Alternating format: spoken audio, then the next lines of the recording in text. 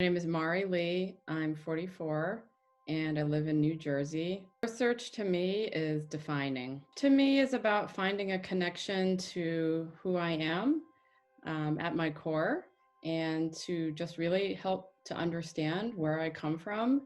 It's a really a huge part of who I am and having done it, now I realize why it's so important. I started my birth search in 1997 and I sort of have a part one and a part two.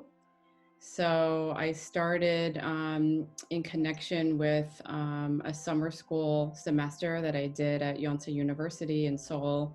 And I got a scholarship to go there to study Korean culture and language. And while I was there, I decided I should really make the trip worthwhile and visit my adoption agency, speak with a caseworker and look into my file and see if there's any information that I could glean from that would help me find my birth parents. So I did that all the way back then when I was a junior in college. And, I didn't come up with too much more information that I didn't already have, but that was really when I began my search. And then unfortunately, after meeting with the caseworker and my agency, as I mentioned, I really didn't find much information. So the search kind of went on hold at that point, and I sort of felt like, I kind of hit a dead end. So I really didn't know where to go from there. So my search sort of fell by the wayside, for practically 2 decades until I became pregnant with my first son. And, about a few months into pregnancy, there was something I think really deep inside me that just kind of emerged.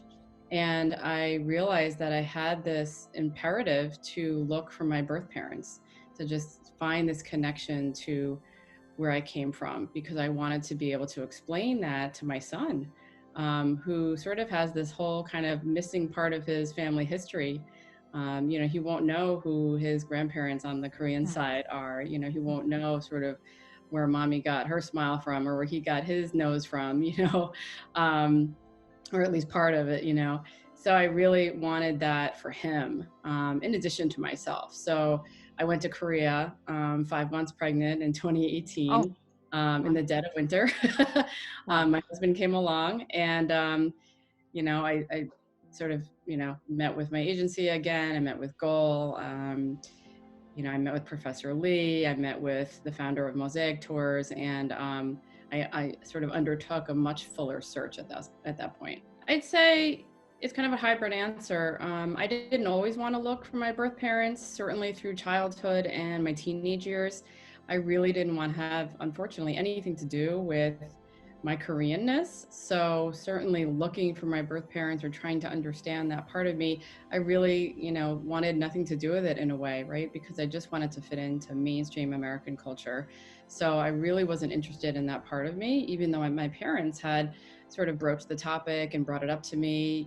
I just really wanted no part of it. And it was really until college when I started to meet other people who, are Korean, who came from Korea, who are maybe, 1.5 generation. And I really, my eyes were awakened and I said, wow, this is a part of who I am. I'm Korean, and I really started to explore that part of me. I took on a Korean studies minor, and with that, I took a lot of courses in Korean culture.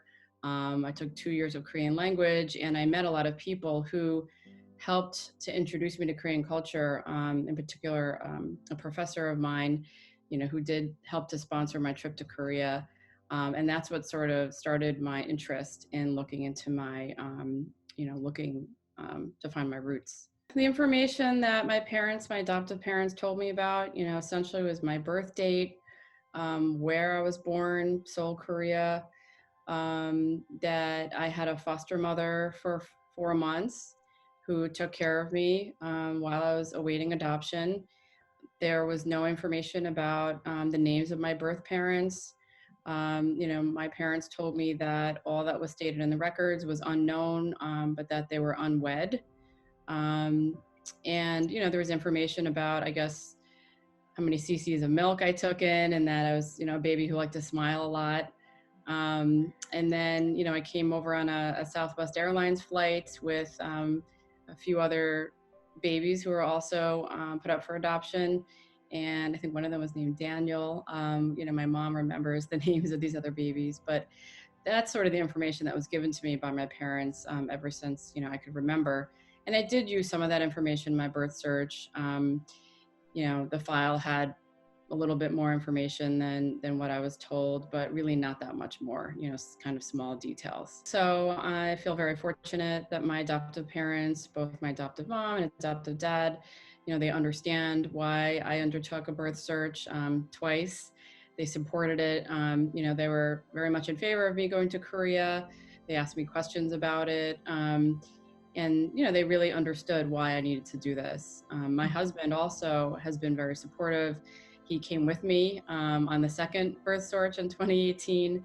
Not only to help me up and down the stairs, but to really go on the whole journey with me. He went to every meeting.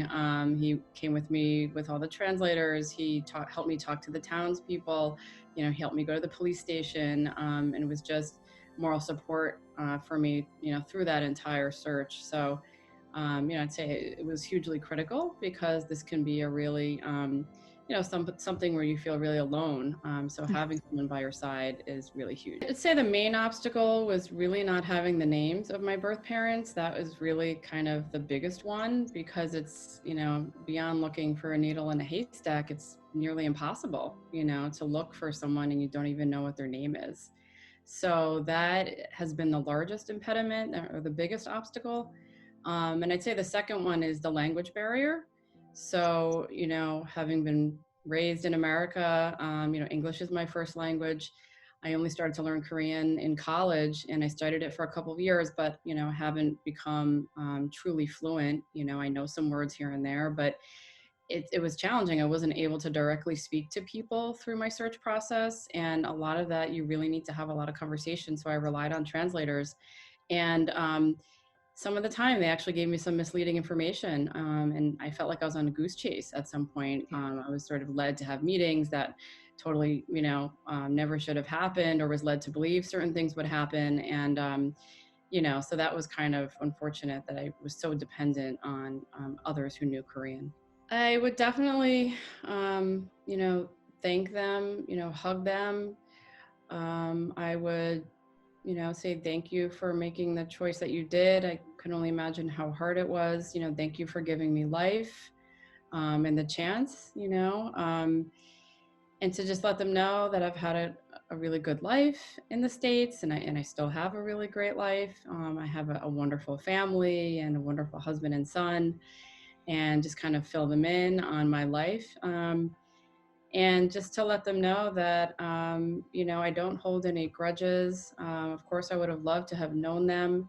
I would have loved to have known my Korean culture. That's something that I'd really like to make up for. But, that I would embrace them and embrace developing a relationship from that day forward, through understanding and listening, and not having too many expectations. But of course, I think I would cry a ton. Mhm. At first I could be kind of stoic, but I'm pretty sure I would, be a bawling mess.